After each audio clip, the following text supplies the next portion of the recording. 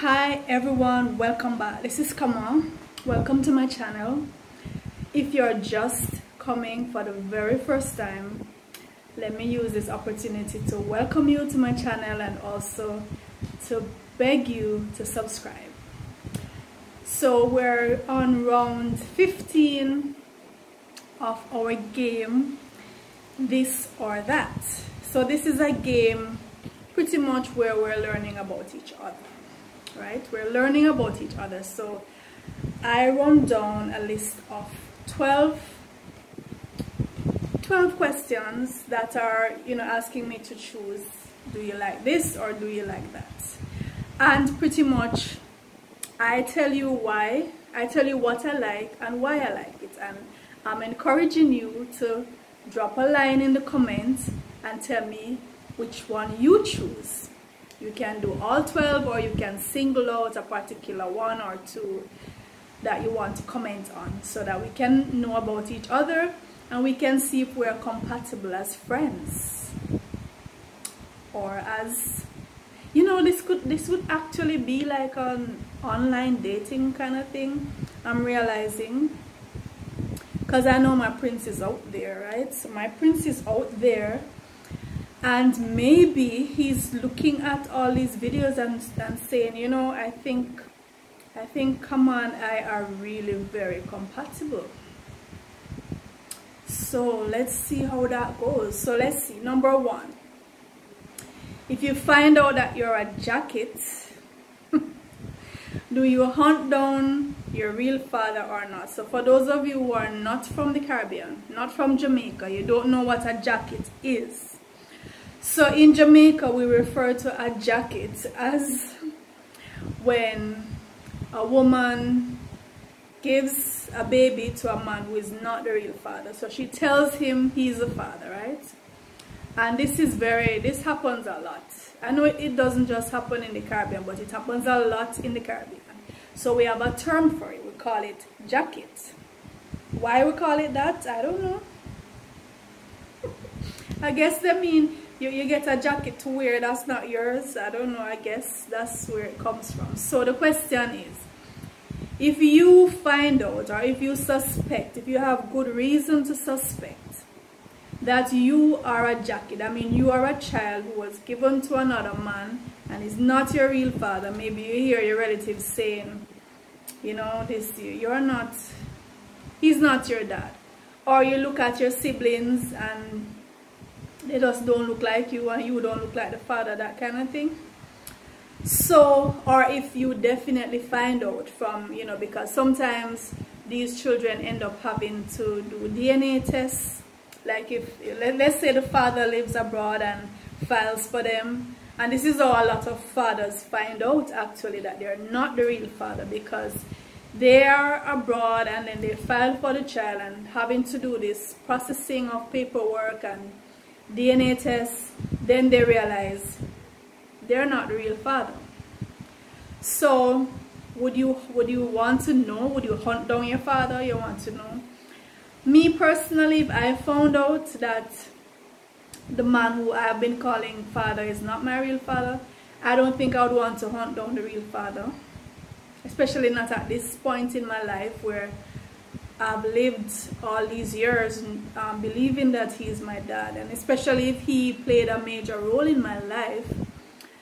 As far as I'm concerned, the man that my mother said is my dad, he is my dad. Because if anybody is supposed to know, she's supposed to know. So if she says him, is him. I don't care if I don't look like him, I don't talk like him, I don't walk like him, I don't have his skin, I don't have his hair. If my mom says this is the guy, she should know, don't she? Should know. So no, I'm not going to hunt down at this point, hunt down this other man. For what reason? No, I would not. Definitely would not. So I'm going with no for that one. Question 2, and this is something that happened to me, actually happened to me. So it's a strange question It's a strange question, but the fact that it's happened to me, that's why I'm putting it in. So the question is, let's say you have your nice glass of juice, right? And a baby somehow drools into it. Would you drink it? Now, this happened to me when a couple years ago I'd made some lovely cucumber juice, right? Extracted it in my juice extractor. And I was at a relative's house, and another relative was visiting with her baby. He was about one and a half, and for some reason I decided to offer him some of the cucumber juice. Now I know the baby not going to want the cucumber juice. A toddler does not really have a taste for cucumber juice. You know, cucumber juice is kind of bland, right? So I don't know what possessed me to offer this toddler some of my cucumber juice. So he took a mouthful, and then he just automatically spat it back out in the glass. And you know, the relative was looking at me, his mom was looking at me, and the other relative was looking at me like they were saying, oh my God. Because they know how I feel about my fruit juices and my vegetable juices, and they were saying, Lord have mercy, I'm going to spit back into the juice, what she going to do now? So I drank it. I just like I was saying to myself, you are not going to waste my cucumber juice. I'm going to drink my cucumber juice, and I drank it. I don't know if I would do that now. I don't know, maybe I don't know why, but yeah, so I drank it. Would you do that? Would you drink? I mean, it's a toddler, right? Maybe if it was an older child, or definitely an adult, definitely not drinking it, but a little baby, you know, so I drank it. Number 3, so you catch your friend's spouse cheating. Would you tell your friend? Whether it's a male or a female, would you tell your friend? I guess it depends on how close I am with the friend, but generally speaking, I would actually say yes, I'm going to tell the friend. And you know, I typically mind my own business. I stay out of people's business. But I think something like that, if I know that they're in a committed relationship and this friend has expressed to me that it's exclusive, so I know they're under the impression that it is exclusive, and then I see the spouse with somebody else very intimate, I think I would tell them. I'm not one to pry in people's business, and I guess if it was me, you know, I wouldn't want nobody to tell. If them catch me and make a move, right? If they saw me making a move, I wouldn't want them to go tell. So maybe it's double standard. Maybe I'm being a hypocrite. I don't know. I hate the idea of hypocrisy. But I'm just saying, you know, if it's my good friend and I know he or she thinks the other person is, you know, on a different vibe, and then I see, I think I would tell them, or at least try to talk to them and try to find out if they know what's going on. Yeah, I think I would tell. Number 4, would you borrow money from your children? I certainly have borrowed money from my children. I do it all the time. Because they're good savers. They save a lot, and they don't have all the overhead costs that I have. Overhead costs which include them. so you know, their money, my money is for me, and their money is for them. You understand? So they always end up have some little extra that I have to borrow from time to time. I pay back. I pay my debts, okay? I pay my debts. But you know, sometimes they lend it to you and it's like the in your skin when you're going to pay back. You know, that kind of like, it's like, hello? You know how much money passed through my hand, dude? They lend you like some little Trump change, and then they're going on like you're gonna keep the money forever.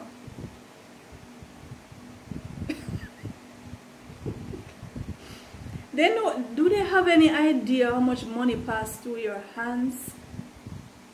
And their little money they're carrying on?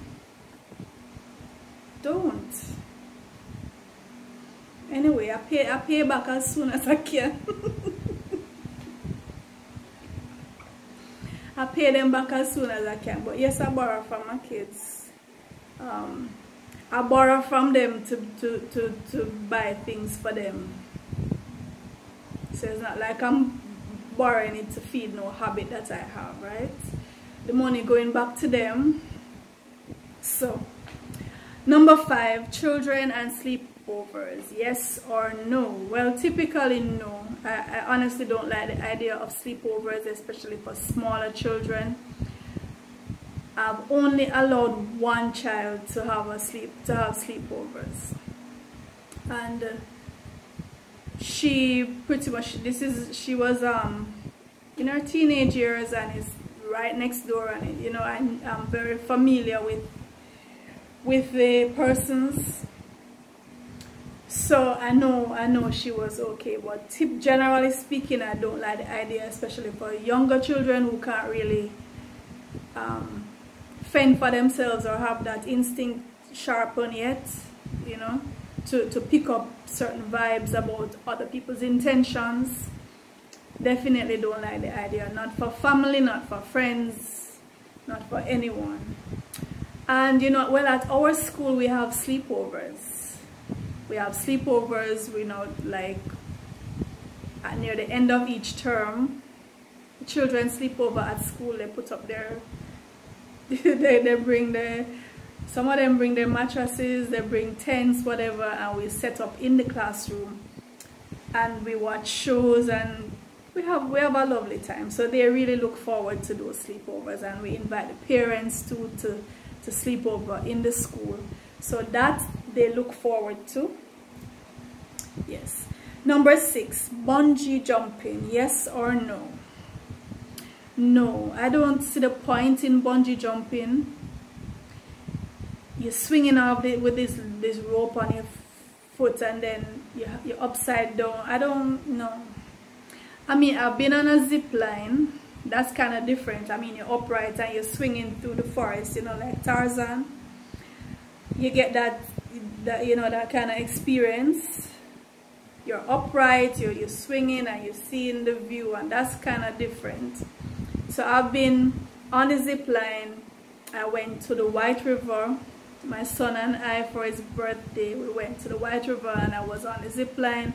And I also went on the cable at Mystic Mountain, where the cable takes you all the way, you know, overlooking Ocho Rios. So that kind of thing, yes, I'll do, but not the bungee jumping. In December, when I went to Orlando, we went to an amusement park. I think it was Funland amusement park, and I went on several rides. You know, my son, my daughter, and I went on the rides. I was good for the first 2 or 3 rides. You know, just the typical the spinning ones, and the, you know, the cart thing going on. And then I went to have, I think I had some fries and orange juice. That settled for like half an hour, and then I went back into the rides, and I went into this one where it turned me upside down. It turned me upside down, and then the works went on one after that. And listen, I had to come off and go sit down. I had to go lie down. I had to find a bench and lie down. And after the lie down, I had to make my way to the bathroom. I was throwing up. And then, you know, I really had a life-changing experience. I had an epiphany, and I said, you know what the hell people do when they come to amusement park? Why do humans put themselves through this? For what reason? For what reason are you going to pay somebody to turn you upside down. Why are humans like that? I had an epiphany that day. I sat down and I was looking at the rides and I was saying, you know, humans are strange creatures. We are really some very strange creatures. We pay to have our world turned upside down. So the bungee jumping is kind of like that. You're swinging off this chasm by your legs, by your feet, upside down. Nope. Nope. Number 7, your date is half an hour late. Do you stay or do you leave? Typically, I'm leaving because I hate waiting and I hate when people waste my time. But you see, if the person is, if I know that the person is a very busy person and, you know, they call to say, I'm running late, you know, I'm going to be late. And if the person typically is early and this is just like an exception, I might wait. But if I know you to be just this casually late person and you feel like you're a diva or a what's the male for diva, I don't know. You feel like you are fashionable to be late, you're fashionable to be wasting my time. No, you're going to come and you're not going to see me there, and you might not have the opportunity again to have me waiting on you. So that's that. If I know you're a serious person, it's just a one-time thing and something happened and you're late, that's different, right? Number 8, past lovers. Do you tell your spouse about them or you keep it on the hush? Well, I'm a very open person, especially in relationships. I'm very open. I'll talk, especially when it's time for pillow talk. I'll spill the beans. All my secrets that I said I wasn't gonna tell, I'll spill. Pillow talk is my weakness. Well, I think I'll hold back some things I'll take to the grave. But all in all, you know, I don't have an issue spilling the beans because that's how we learn. We learn from our experiences and we learn from each other's experiences. And we also need to let persons know that we are in the know regarding certain things and we're not going to tolerate certain things. So in order to set the stage so everybody knows where they're at, so they don't even bother to try XYZ because you've been there, done that, and don't plan to go there and do that again. Definitely, I'll talk. And you know, there's a saying that when you tell other persons how you've been treated, you inspire them to treat you the same. So it's like if you complain, most persons, if you complain to them and say, you know, this person did that to me, it's like they're saying, so you allowed them to do that to you, so maybe I can get away with doing it to you. You know, humans tend to kind of think that way. So you're advised not to tell about your bad experiences because it's going to inspire them to treat you the same. But I don't buy into that. Because if I went through something and I learned and I've decided I'm not going through it again, you're not going to put me through it again. So the minute I see that pattern and I see where you're headed, I'm cutting it right there. So I don't mind you knowing what I've been through. So, and I'm telling you plain and straight, I'm not going through that again. You know, so whether you're inspired to try it, that's gonna be your loss because I'm not going to stick around to endure that again. Number 9, you've run out of ingredients. So you're cooking, you run out of ingredients. Do you ask your neighbor or not? I'm generally on good terms with my neighbors, but I can remember asking one neighbor. Like, if I run out of something, I'll go to that one neighbor. And this is like years apart, right? So it's not a habit. But I would, you know, depending on what it is, and if I can't get it like at the shop or somewhere, if it's something I can't get immediately, I'm close enough to that neighbor to run and ask, but it's not a habit. It's not a habit. Number 10, so you're on hold for 5 minutes. Are you waiting or hanging up? I'm hanging up. I don't appreciate being taken for granted. My time is valuable. You know, sometimes you call some companies and they'll have you on hold. That's different, because if it's something urgent, something you need to clarify, you know, that's the reason why you're calling them. So they will put you on hold, and yes, you have to deal with that. But generally speaking, you know, a friend put me on hold for 5 minutes, I'm leaving, I'm hanging up. And they might not get me when they call back, if they call back. Number 11, do you hang your panties on the line outside? I do, because your panties need sunlight. Your panties need sunlight, right? Yes, well, for those who have dryers, you see, I'm a Caribbean girl, we use the sun. We make use of the brilliant sunshine. So I know you have your dryer, you can use your dryer. And there will be the Caribbean grandmas will tell you, don't hang your panties outside because you don't want people to steal your panties. You know, they feel that your underwear, your nail clippings, your hair, you should not let that get in anybody's hands, because they can do things to hurt you with that. No, my panties need sunlight. I hang them outside and I don't care who see them.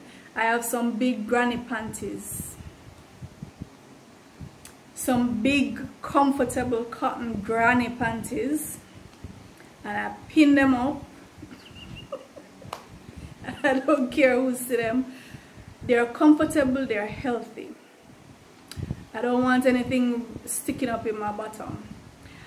And I don't care who's gonna pass. Don't people know that women wear panties? Who cares who pass and see your granny bag is on the line? So I hang up my panties on the... You know, the other day, there was this series of videos circulating with... There was a rapist on the loose in the community where I live, in Portmore. And this man was caught on camera. He was going around the houses, right? So he's checking out the houses to see where the women live. And he was going around sniffing the underwear on the line. How freaky, how perverted. The man was going from house to house with the underwear hung on the line, sniffing them. So luckily they caught him eventually, but he was a serial rapist, right? So with all of that and the negativity surrounding it, I hang my panties on the line. That's a healthy thing to do. Number 12, your past lovers, do you keep them on social media or no? I actually don't have that many past lovers. And the ones I do have, they hate social media for some reason, so they're not on social media. But I would not have an issue having them on social media. I had a friend, and I visited this friend, and he was telling me, you know, he is a player. He considered himself a player. Actually was really a player. And he was talking about his Facebook page, and the guy was there literally saying, oh, do you know that I counted 300 and odd women who are my exes. They're on my Facebook, right? So it's as if this guy gets great pleasure, great pride out of knowing that all his exes are on his Facebook page. Count them one by one to tell me 300 and how much of them. It's like his badges of conquest, right? And he was telling me, you know, all of these ones are from where I used to work, and all of these are from the same department, and these ones are from that department. And I was saying how sick, how perverted.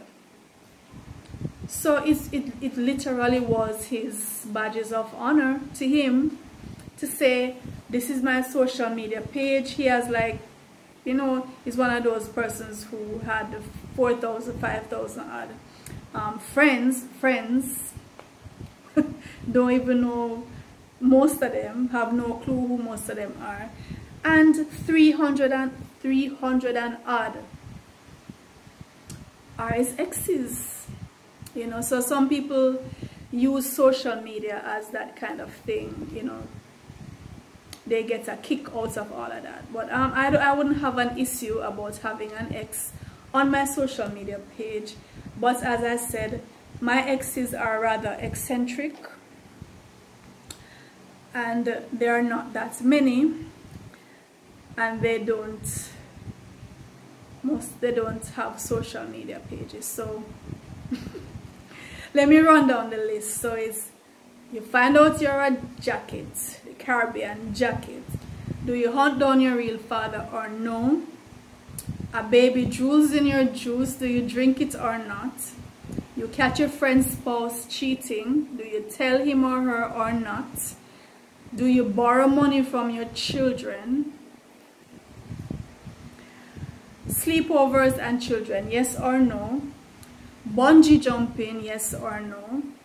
Your date is half hour late. Do you stay or leave? Past lovers, do you tell your spouse about them, or do you keep it on the hush? Don't ask, don't say. You run out of ingredients. Do you ask your neighbor or no? You're on hold for 5 minutes. Do you wait or hang up? Do you hang your undie on the line, the granny undies, you hang them up, or you pretend like you don't wear them and hide them? And your past lovers, do you keep them on social media, yes or no? So let me know your thoughts in the comments, and look out for part 16, which you know is on the way.